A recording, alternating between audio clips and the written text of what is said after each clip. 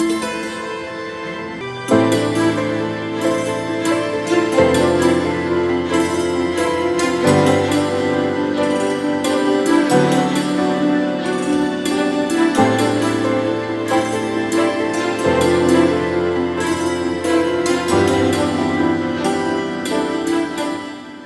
Everyone, you forever के 13 chapter में आज हम प्री बर्थ प्लानिंग के बारे में जानेंगे। हर व्यक्ति कभी न कभी ये जरूर सोचता है कि यहाँ पर आने का उद्देश्य क्या है, क्यों जीवन में इतना दुख है, क्यों नहीं जीवन में सिर्फ सुख ही सुख है। पर फिर हम इसी संसार में लिप्त होते चले जाते हैं। धन, पद, प्रतिष्ठा, वस्तुओं का संग्रह यूं करते हैं जैसे यहाँ पे हमें अनंत काल तक रहना है, जबकि पृथ्वी सिर्फ एक नाटक है जहाँ पे कुछ वर्षों के लिए हम यात्री बनकर आए हैं और वापस हमें अपने ट्रू होम जाना है और उस ट्रू होम में आराम करके फिर हमें वापस यहीं आना है, क्योंकि हम यहाँ पर आकर अपने पार्ट अच्छे से पूरे ही नहीं करके जा पाते, इसीलिए हमें बार बार आना पड़ता है। जब हम आत्मा में होते हैं तब हम अविनाशी होते हैं। वहाँ कोई भी दुख नहीं, कोई भी चैलेंज नहीं, कोई भी बीमारी नहीं।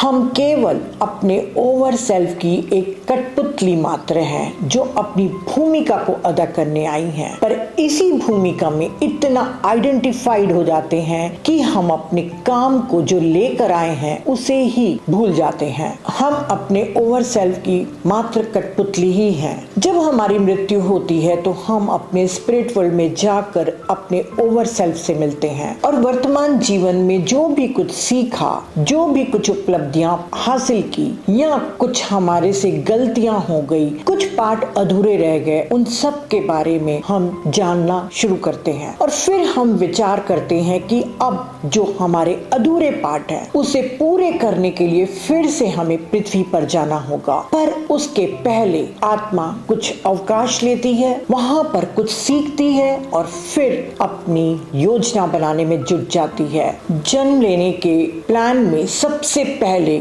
माता पिता को चुना जाता है, क्योंकि जो भी हमारे अधूरे पार्ट रह गए हैं उनको सीखने के लिए उसके अनुकूल वातावरण हमारे पेरेंट्स ही हमें दिलाते हैं। इसलिए सबसे पहले पेरेंट्स को ही चुना जाता है। जैसे मान लीजिए कि कोई व्यक्ति को मनी से रिलेटेड कुछ लेसन सीखने हैं तो वो एक अमीर दंपति के घर में जन्म लेगा, या किसी को फाइनेंशियली इंडिपेंडेंट होना सीखना है तो हो सकता है कि वो एक गरीब घर में पैदा हो और धीरे धीरे प्रगति करते हुए वो अमीर व्यक्ति बने। कुछ परिस्थितियों में आत्मा अंधे होना, गूंगे, बहरे या कोई भी विकलांगता को भी चुन सकती है। सब कुछ निर्भर करता है कि उस आत्मा को उस जन्म में क्या सीखना है। पृथ्वी पर एक मनुष्य स्कूल के एक बच्चे के समान है। जैसे बच्चा स्कूल जाता है, अपनी क्लासमेट्स लोगों के साथ बैठकर पढ़ता है, पर यदि मान लीजिए किसी कारणवश उसका परफॉर्मेंस अच्छा नहीं रहा, उसका रिजल्ट अच्छा नहीं रहा, तो टीचर उसको अगली कक्षा के लिए प्रमोट नहीं करते। उसे गर्मियों के अवकाश के बाद फिर से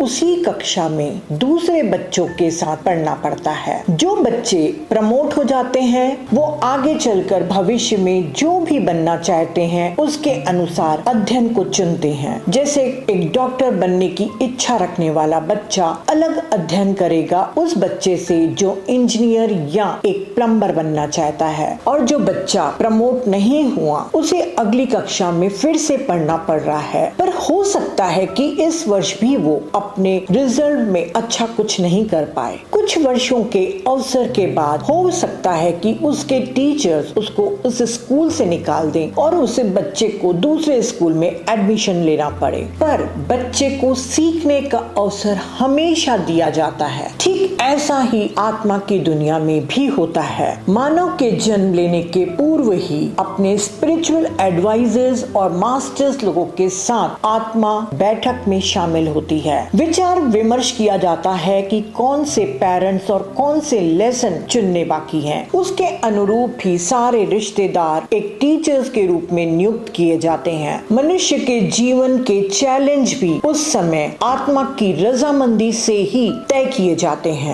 दुखदाई सच ये है कि एक इंसान खुशी के मुकाबले दुख और अपने चैलेंज में जल्दी और स्थायी रूप से सीखता है तो सभी कुछ आत्मा अपनी रजामंदी देती है कि हाँ, मुझे ये चैलेंज लेने हैं। इसलिए हमें कभी भी यह नहीं सोचना चाहिए कि कोई व्यक्ति गरीब है या कोई विकलांगता को लिए हुए है तो वो आत्मा की दुनिया में दीनहीन व्यक्ति है। हो सकता है आत्मा ने कुछ सीखने के लिए इस विशेष परिस्थिति को चुना हो। तो हमें सबको संभाव की दृष्टि से ही देखना चाहिए। पृथ्वी झूठे मूल्यों की दुनिया है। यहाँ पर उस व्यक्ति को सम्मान दिया जाता है जिसके पास ज्यादा पैसा हो, ज्यादा सोशल स्टेटस हो। पर आत्मा की दुनिया में आत्मा का मूल्यांकन उसके आध्यात्मिक स्तर के अनुसार किया जाता है। प्लान हो जाने के बाद जब शिशु जन्म लेता है तब उसके मन में से पिछले जन्मों की स्मृति को हटा दिया जाता है। ये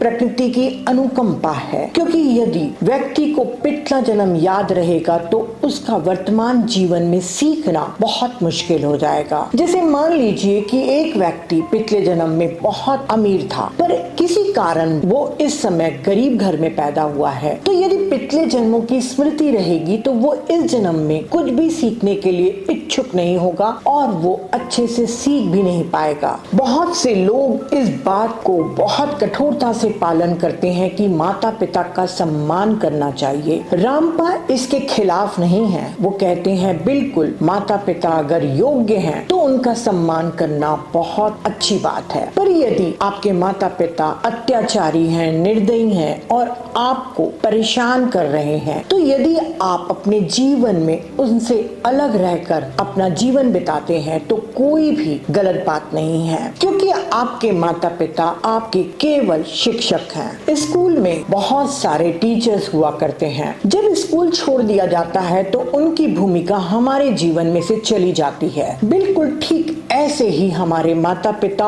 और दूसरे लोग भी हैं। उन्होंने ऐसा इसलिए कहा क्योंकि रामपा ने देखा कि बहुत से लोग जब माता पिता से अलग हो जाते हैं तो एक गिल्ट में रहते हैं कि वो अपने माता पिता का अनादर कर रहे हैं और धर्म के खिलाफ जा रहे हैं। पर वो कहते हैं कि यदि आप माता पिता का सम्मान कर रहे हो पर धर्म के कारण नहीं, अपने प्रेम और आदर के कारण, तो इससे अच्छी बात हो ही नहीं सकती। क्योंकि आप यदि यहाँ पर संगत है और प्रेम से रहते हैं तो आत्मिक दुनिया में भी आप उनसे मिलेंगे। आत्मा की दुनिया में सिर्फ हार्मनी है। हम उन्हीं लोगों से मिलते हैं जो हमारे संगत के होते हैं या हमारे हार्मनी में रहते हैं। इसी प्रकार उन्होंने पार्टनर के लिए भी कहा है कि यदि आप उनके साथ कंपैटिबल नहीं हैं और आप उनसे अलग होना चाहते हैं पर समाज के डर से आप अलग नहीं हो रहे, तब आप स्वयं निश्चय करिए कि क्या मैं इनके साथ पूरा जीवन बिताने के इच्छुक हूँ, और नहीं तो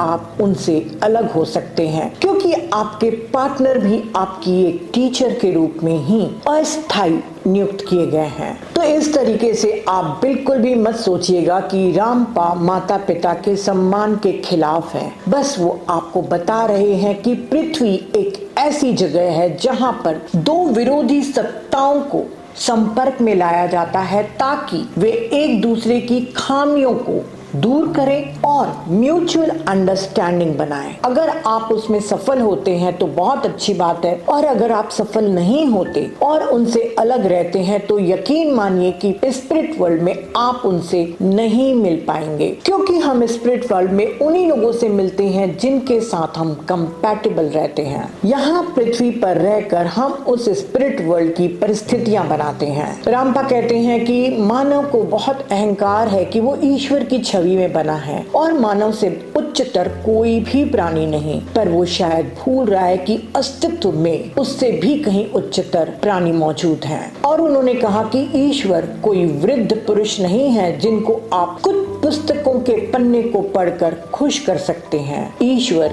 एक जीवित आत्मा है जो हम सभी का मार्गदर्शन करती है, लेकिन उस तरह से नहीं जिस तरह से हमें धर्म में सिखाया जाता है। अगले चैप्टर में हम मनी एनर्जी के बारे में जानेंगे। दान के विभिन्न रूप, भीख, भिक्षा, दशमांश बांटना क्या है और किस प्रकार हम धन का उपयोग करके अपनी आत्मिक उन्नति को और तेज कर सकते हैं। Thank you.